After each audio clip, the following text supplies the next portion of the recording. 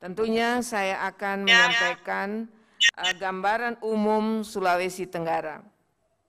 Tadi telah disampaikan bahwa luas daratan, lalu kemudian luas perairan dan kemudian jumlah penduduk yang tersebar di 15 kabupaten kota dan 15 kabupaten dan 2 kota madya.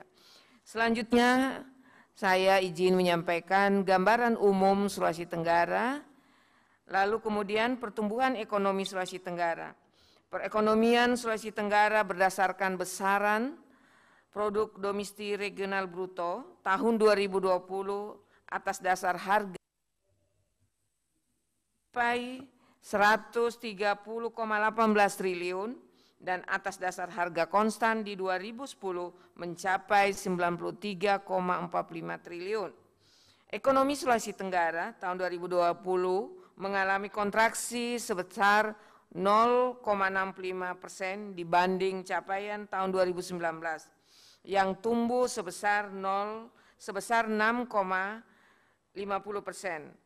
Secara umum, pemicu kontraksi yaitu dari sisi produksi, kontraksi terdalam terjadi pada lapangan usaha transportasi dan pergudangan sebesar 5,25%. Dari sisi pengeluaran, kontraksi terdalam terjadi juga pada komponen pengeluaran konsumsi, lembaga non-profit yang melayani rumah tangga. Jadi ini juga bagian dari dampak adanya pandemik COVID-19 yang melanda dunia, Indonesia khususnya di Sulawesi Tenggara. Selanjutnya menyampaikan potensi pembangunan Sulawesi Tenggara. Potensi sumber daya alam Sulawesi Tenggara dari sisi aspek sektor pertanian, perkebunan, kehutanan, kelautan dan perikanan, pariwisata, dan pertambangan.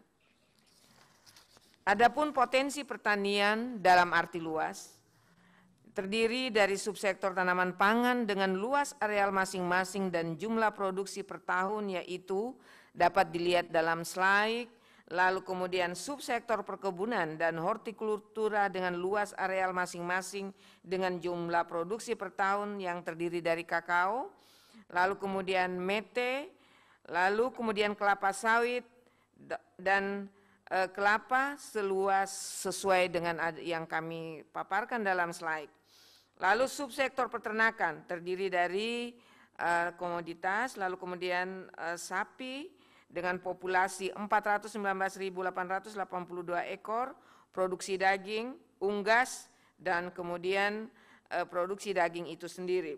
Subsektor perikanan dan kelautan terdiri dari hasil penangkapan ikan tuna sebesar 12.621 ton, ikan tongkol, kepiting, dan rumput laut. Itulah potensi dari sisi pertanian dalam arti luas.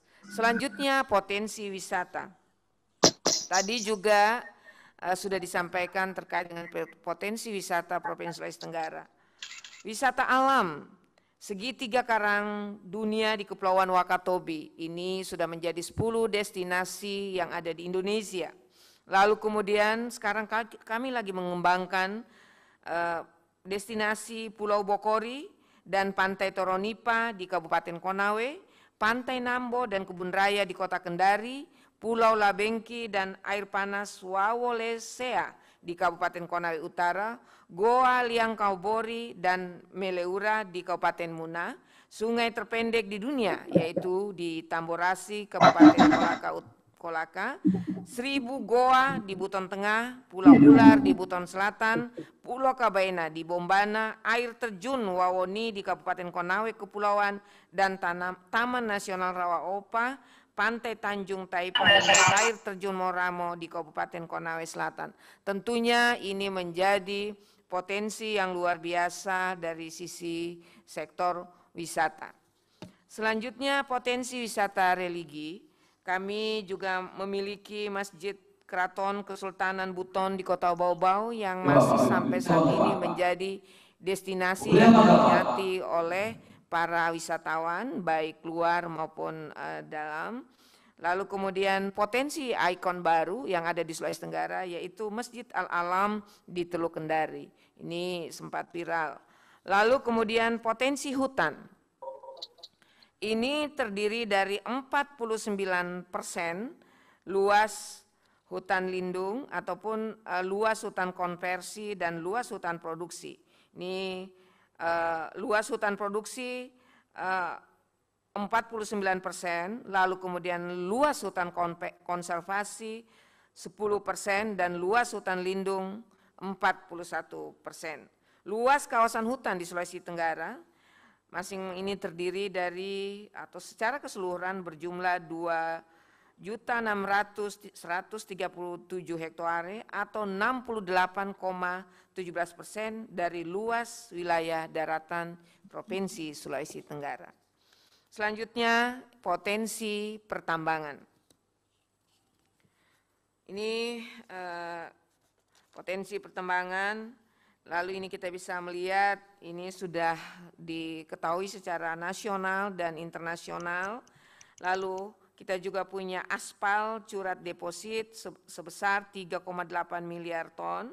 Penyebarannya di Pulau Buton, Kabupaten Buton dan Kabupaten Buton Utara.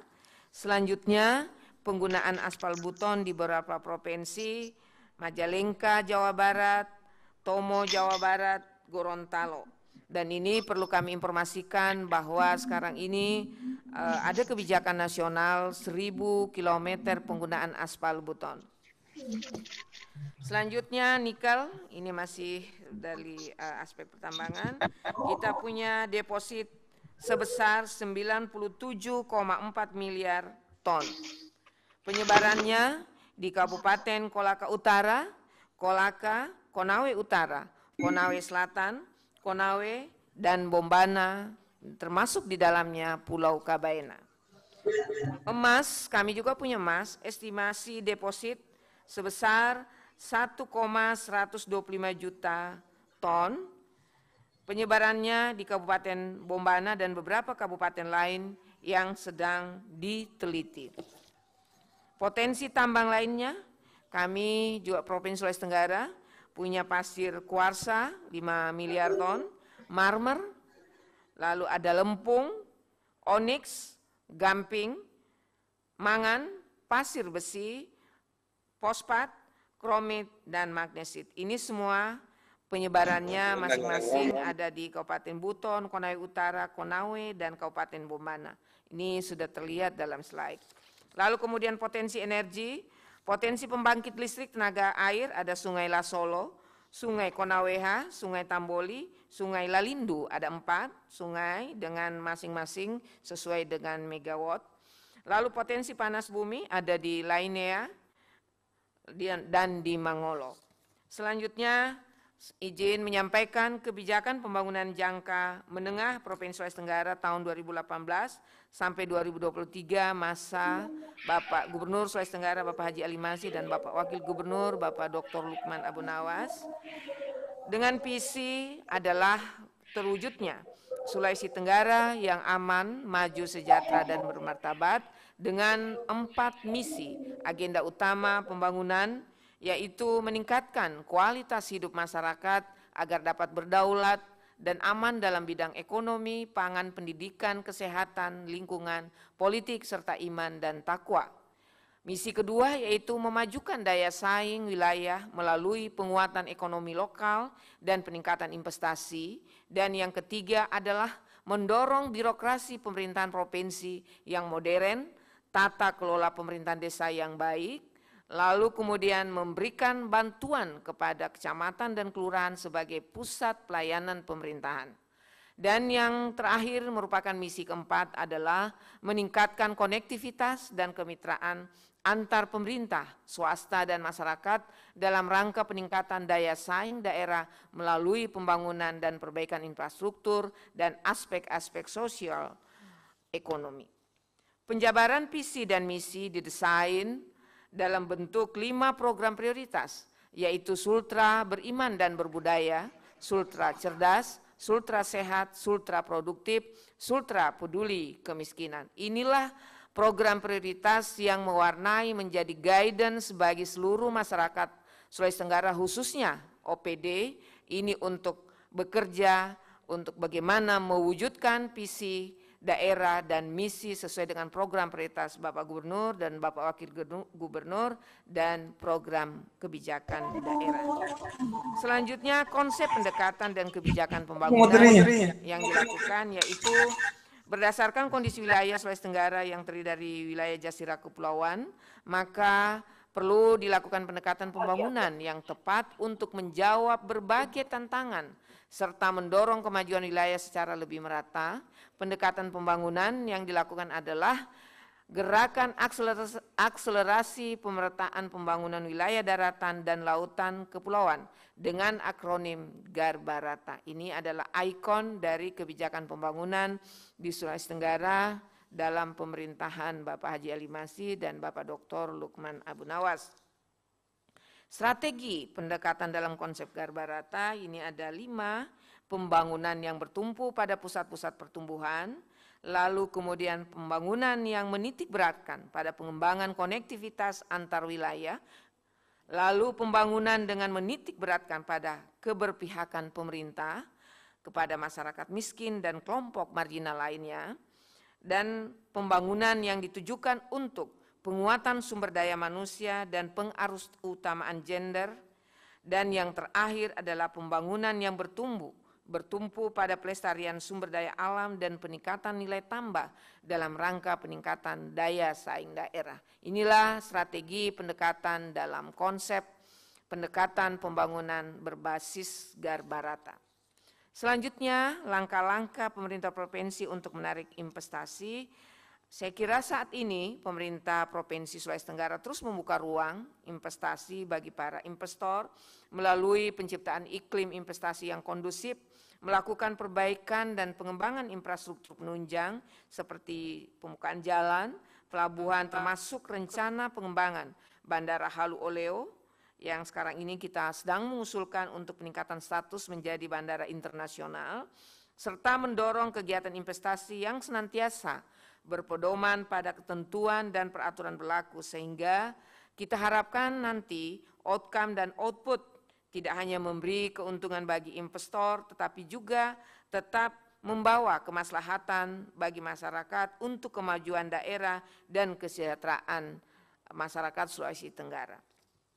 Langkah-langkah peningkatan kegiatan investasi pertambangan itu dilakukan tentunya sebagai kawasan strategis nasional, salah satunya adalah di Routa, Kabupaten Konawe dengan konsep kawasan industri terintegrasi. Untuk itu pemerintah provinsi bersama pemerintah kabupaten terus meminta dukungan dan supporting kepada pemerintah pusat melalui konsultasi dan koordinasi secara lintas dan intens dengan kementerian terkait seperti Kemenko Bidang Kemaritiman dan Investasi, Kementerian SDM, Kementerian Kehutanan dan Lingkungan Hidup, serta Kementerian ATR Kepala BAPEN. Hal ini semua untuk bagaimana memudahkan atau pengembangan daripada langkah-langkah peningkatan kegiatan investasi dan pertambangan di Provinsi Sulawesi Tenggara.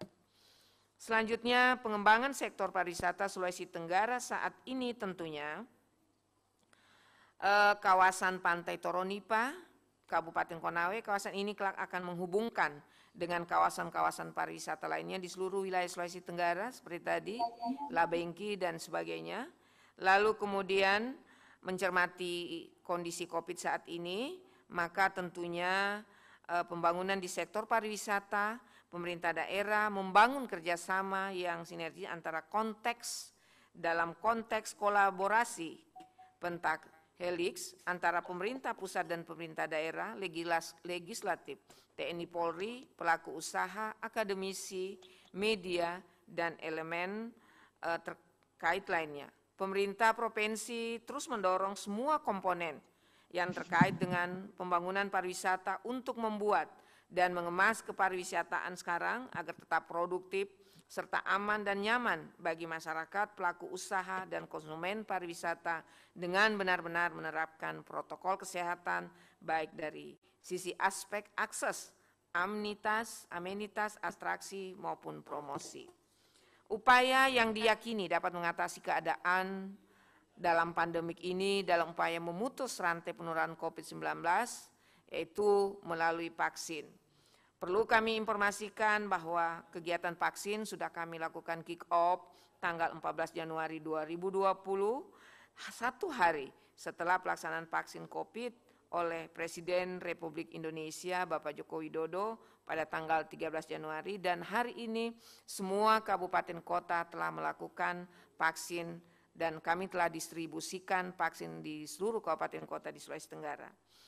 Saya kira vaksin ini kepada para pejabat ini juga sudah dilakukan, stakeholder masyarakat yang tentunya saat ini diutamakan pada nakes.